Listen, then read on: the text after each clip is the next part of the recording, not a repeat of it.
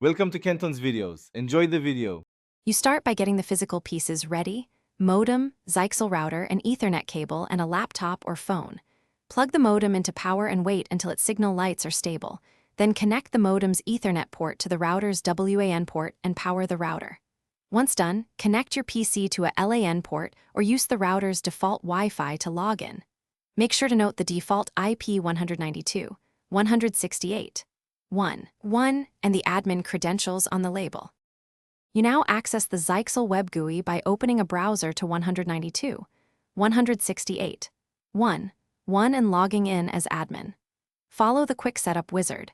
Select your WAN type, DHCP for most cable, static if you have fixed IP details, or PPPoE if your ISP provided a username and password, and enter the ISP values.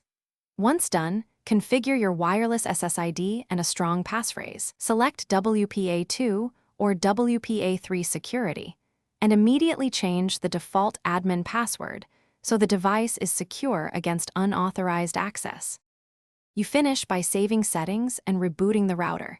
Then verify the WAN LED indicates a live connection and test browsing from a connected device.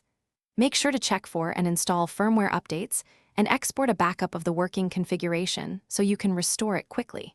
If something goes wrong, power cycle the modem and router first, then confirm the router received a WAN IP. If still offline, try a direct modem to PC test and contact your ISP before performing a factory reset as a last resort. Thanks for watching. Consider subscribing if we helped you.